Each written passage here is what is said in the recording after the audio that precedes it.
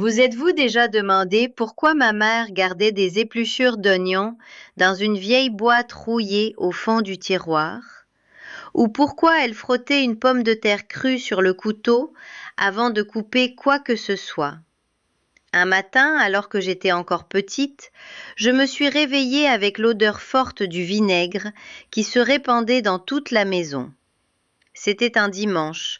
Il faisait un froid qui mordait les os, et ma mère était à genoux sur le carrelage de la cuisine, en train de récurer la cuisinière avec un vieux morceau de journal imbibé de ce liquide acide.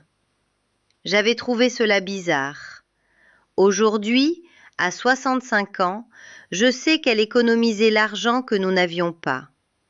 Les jeunes d'aujourd'hui dépensent des fortunes en produits ménagers pleins de produits chimiques, en sprays importés, en gadgets qui promettent des miracles et durent 3 mois. Mais la vérité, la vraie vérité, est cachée ici. Dans ce petit carnet en cuir usé, taché de graisse et de temps, avec ses pages jaunies et son encre presque effacée, il appartenait à ma mère, et avant elle, à la grand-mère Benedita. Aujourd'hui, j'ouvre ce carnet pour vous. Je suis née dans un petit village de Normandie, fille d'un homme qui travaillait à la ferme et d'une femme qui transformait des miracles en dîners. Ma mère s'appelait Marguerite. Elle était petite, avec des mains rugueuses et des yeux vifs, et elle savait faire durer ce qui ne pouvait pas durer. L'hiver 1971 fut l'un des plus rudes dont je me souvienne. Mon père avait perdu son travail au début de l'année, et le réfrigérateur fut plus souvent vide que plein pendant des semaines. J'avais 6 ans. Je ne comprenais pas vraiment ce qui se passait, mais je voyais bien que ma mère se levait plus tôt que jamais, qu'elle passait beaucoup de temps dans la cuisine, et que le carnet de la grand-mère Benedita était toujours ouvert sur la table. Ce carnet était sacré. La grand-mère Benedita y avait tout noté avec une écriture petite et penchée. Les recettes, les astuces, les secrets de quelqu'un qui avait survécu à la pénurie sans fléchir. Ma mère suivait ces pages comme on suit une carte en territoire hostile. Et c'est cet hiver-là que j'ai commencé à apprendre sans savoir que j'apprenais les secrets qui m'accompagneraient toute ma vie. La première astuce que j'ai vue ma mère utiliser concernait la graisse du lard. À cette époque, le lard était une rareté. Il n'apparaissait que pour les grandes occasions.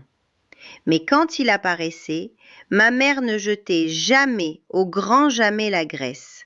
Elle la faisait fondre dans un vieux petit pot, la filtrait à travers un linge et la conservait au réfrigérateur. Cette graisse était de l'or. Elle y faisait cuire les œufs, assaisonnait la soupe aux lentilles, enduisait le pain qui durcissait pour l'attendrir à la poêle. Quelque chose que les jeunes d'aujourd'hui jettent sans réfléchir, ma mère le transformait en 4-5 repas. Cet hiver-là, je la vis préparer le bouillon d'os pour la première fois. Elle avait obtenu quelques os de bœuf chez le boucher, presque gratuitement, car c'étaient les restes. Elle mit tout dans une grande casserole avec de l'eau froide, un oignon entier, de l'ail, des feuilles de laurier et du sel. Elle laissa mijoter à feu doux pendant des heures. Toute la maison sentait quelque chose qui, encore aujourd'hui, quand je ferme les yeux, me fait me sentir en sécurité.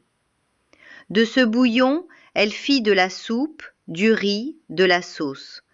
3 jours de nourriture chaude à partir d'os qui n'avaient coûté presque rien. Mais ma mère n'avait pas que des astuces de cuisine. Elle savait entretenir toute la maison avec ce qu'elle avait. Les vitres, elle les nettoyait avec du vinaigre et du papier journal, comme je l'ai déjà dit. Et elles brillaient plus qu'avec n'importe quel produit acheté. L'odeur du vinaigre disparaissait en quelques minutes, mais l'éclat durait des jours. La salle de bain, elle la récurait avec du bicarbonate mélangé à un filet de jus de citron. L'évier de cuisine, elle le faisait reluire avec une peau d'orange. Je la regardais et je croyais que tout cela était de la magie. Aujourd'hui, je sais que c'était de la science, de la sagesse, la façon dont les choses s'étaient toujours faites avant que quelqu'un invente une usine pour vendre cher ce que la nature donnait déjà gratuitement. Il y a quelque chose qu'elle faisait avec les sachets de thé usagés et que je n'oublierai jamais. Après avoir bu son thé, elle ne jetait pas le sachet. Elle le gardait dans une petite assiette. Quand ma sœur avait les yeux gonflés d'avoir trop pleuré, ou quand nous nous réveillions avec les paupières enflées, elle prenait ces sachets déjà refroidis et les posait sur les yeux pendant 10 minutes. Le gonflement disparaissait. Elle les utilisait aussi pour nettoyer la graisse de la cuisinière, en passant le sachet humide sur les surfaces. Le tanin du thé coupait la crasse sans rien rayer. L'astuce de la pomme de terre crue, je l'ai apprise tôt. Quand la soupe avait trop salé, ma mère plongeait une pomme de terre crue entière dans le liquide et la laissait cuire 20 minutes. La pomme de terre absorbait l'excès de sel. Elle la retirait ensuite. La soupe était parfaite. J'ai essayé d'expliquer cela à ma petite fille une fois. Elle m'a regardé comme si j'inventais. Je le lui ai montré. Elle en est restée bouche bée. Il y a aussi l'astuce du pain rassis, qui était une routine chez nous. Le vieux pain n'était jamais un déchet dans la maison de ma mère. Elle l'humidifiait avec un filet d'eau, l'enveloppait dans un linge humide et le mettait dans le four à basse température pendant 10 minutes. Le pain ressortait moelleux, comme s'il sortait de la boulangerie. Ce qui restait après ça allait dans le bouillon, devenait du pain perdu, du pudding de pain. Rien, absolument rien, n'était gaspillé. Chaque fois que je lis ces pages décolorées, je sens ma mère Marguerite et la grand-mère Bénédita se tenir derrière moi. Elles n'ont pas seulement écrit des recettes, elles ont écrit la survie. Elles ont écrit l'amour déguisé en instruction. Les jeunes d'aujourd'hui n'ont pas cela. Personne ne s'est assis avec eux pour leur dire « Retiens bien ceci, tu en auras besoin ». C'est pourquoi j'ai décidé de faire quelque chose de spécial. J'ai rassemblé toutes les astuces exactes de la grand-mère Bénédita, toutes les recettes d'économie, tous les secrets de ce petit carnet, et j'ai laissé une copie numérique pour vous, un petit e-book, là, dans le commentaire épinglé. Allez le chercher. Laissez-la protéger votre famille comme elle a protégé la mienne. Maintenant, laissez-moi vous raconter ce que ma mère faisait avec la graisse de lard qui restait du dimanche. L'hiver avançait et les repas que ma mère préparait devenaient de plus en plus ingénieux. Avec de la farine, de la graisse et de l'eau, elle faisait une galette plate dans la poêle que nous appelions la galette de la nécessité. Avec les restes du riz de la veille, elle faisait des beignets frits que mes sœurs et moi nous disputions comme s'ils étaient une friandise coûteuse. Avec des haricots cuits écrasés et mélangés à de la farine, elle faisait une sorte de pain cuit au four qui nous sustentait tout l'après-midi. Elle avait une astuce avec le lait qui commençait à tourner. Au lieu de le jeter, elle faisait du fromage frais, de la faisselle, ou l'utilisait dans la pâte à gâteau à la place du lait frais.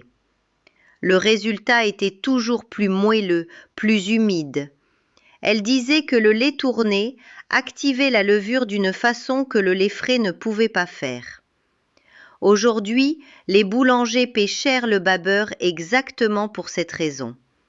Ma mère l'avait gratuitement, chaque jour. L'œuf qui approchait de sa date limite devenait une omelette garnie de ce qu'il y avait. Restes d'oignons, petits morceaux de gruyère, feuilles de persil du pot sur le rebord de la fenêtre. Elle assaisonnait avec un filet d'huile et une pincée de noix de muscade, et cette omelette simple avait le goût d'une chose de restaurant. Le secret était la patience. Elle ne pressait jamais le feu. Elle disait que la bonne cuisine n'est pas pressée. Les herbes aromatiques, elle les cultivait sur le rebord de la fenêtre. Persil, ciboulette, basilic, menthe. Pas de sachet industriel, pas d'assaisonnement tout fait plein de glutamate et de colorants. Elle les cueillait sur le moment, les lavait, les hachait. L'odeur qui reste aux doigts après avoir haché du persil frais est l'un de mes souvenirs d'enfance les plus vivaces. Je cultive encore les mêmes herbes aujourd'hui, dans le même type de pot en terre cuite qu'elle utilisait. Il y a l'astuce du zeste de citron dans le sucre. Elle glissait un zeste bien lavé dans le pot à sucre. Le sucre ne s'agglomérait jamais. Le zeste dégageait une humidité contrôlée qui empêchait la cristallisation.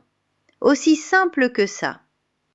Aujourd'hui, je vois des produits spéciaux pour cela dans les rayons des supermarchés. La grand-mère Benedita avait résolu ce problème avec un zeste qui allait à la poubelle.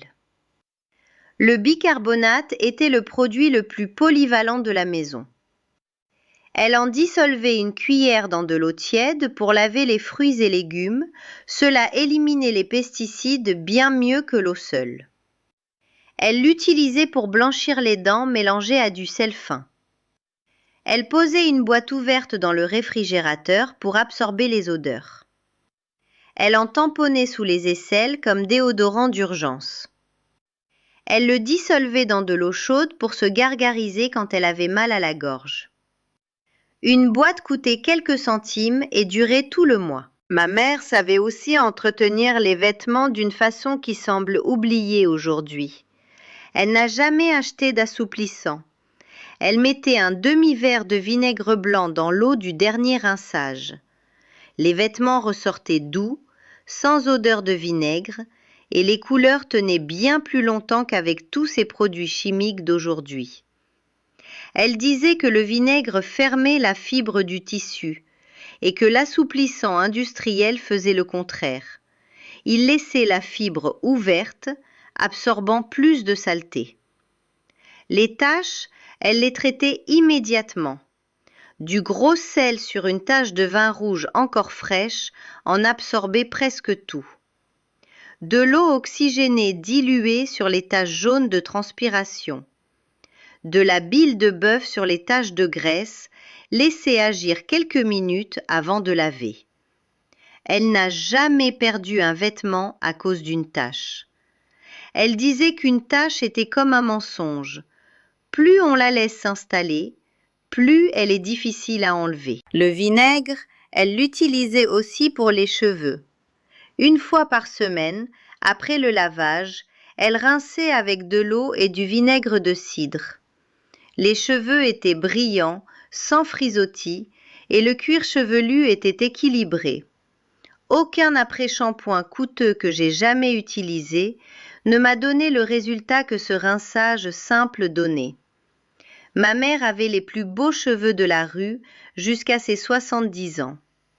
La mayonnaise, elle l'utilisait comme masque capillaire. Elle l'appliquait du milieu jusqu'aux pointes, enveloppait les cheveux dans du plastique et laissait agir une demi-heure. Elle lavait normalement. Les pointes restaient hydratées pendant des semaines. Elle disait que l'œuf et l'huile de la mayonnaise faisaient pour les cheveux ce que les crèmes chères tentent d'imiter. Je le fais encore aujourd'hui et ma fille me regarde de travers, jusqu'au jour où elle essaie et devient une convaincue. Le grand froid arriva, l'hiver le plus profond, et mon père n'avait toujours pas de travail. Mais pas une seule nuit nous ne sommes allés nous coucher le ventre vide, parce que ma mère savait transformer peu en suffisant. Elle faisait une soupe du réfrigérateur, comme nous l'appelions, qui était au fond tout ce qui restait au réfrigérateur et dans le garde-manger, jeté dans une casserole avec de l'eau chaude et des herbes. Elle ne ressortait jamais pareille 2 fois, elle ressortait toujours bonne. Le pain de mie qui durcissait, elle le coupait en dés et le faisait dorer à la poêle avec un filet d'huile et de l'ail. Jeté dans la soupe, il en faisait un repas complet. Le beurre qui commençait à rancir et à avoir un goût fort, Elle le mélangeait à des herbes fraîches et du sel, le pressait dans du papier sulfurisé et le congelait. Il devenait un condiment spécial qu'elle utilisait pour parfumer viandes et légumes pendant des semaines. Tous les déchets organiques allaient dans le compost au fond du jardin. Les épluchures de légumes, les tiges, les feuilles extérieures de la laitue. Avec ce compost, elle fertilisait les herbes du rebord de fenêtre et les quelques plantes du jardin. Rien ne quittait la maison sans avoir servi d'abord. Quand le froid céda enfin et que mon père retrouva du travail, nous n'avions pas perdu notre dignité. Nous avions bien mangé, nous nous étions tenus propres, le linge était lavé, la maison était décente.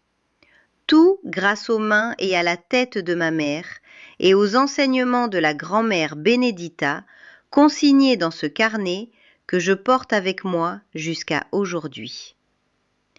Aujourd'hui, j'ai 65 ans et je suis grand-mère. Quand je vois les jeunes autour de moi acheter tout en jetable, jeter de la nourriture, croire que cher veut dire bon, je ressens un mélange de pitié et de responsabilité. Parce que je sais ce qu'ils ne savent pas. Je porte ce qu'ils ont perdu. Ma mère, Marguerite, est morte il y a 11 ans. Mais chaque fois que je prends ce carnet, chaque fois que je dissous du bicarbonate dans l'évier ou que je garde la graisse de lard dans un petit pot, elle est là. La grand-mère Benedita, que j'ai à peine connue, est là. Elle continue à me nourrir, à m'enseigner, à me protéger du gaspillage et de l'ignorance que le monde moderne tente de nous vendre comme progrès. Ces astuces ne sont pas de vieilles curiosités, ce sont une sagesse vivante.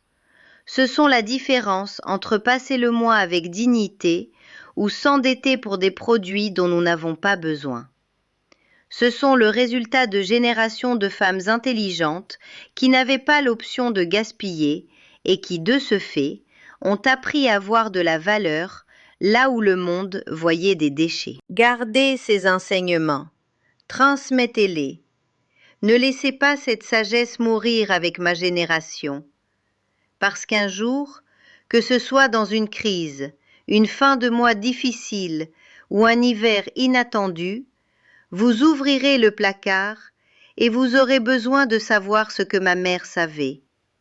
Et quand ce jour viendra, je veux que vous soyez prête, comme je l'étais, comme elle m'y a préparé.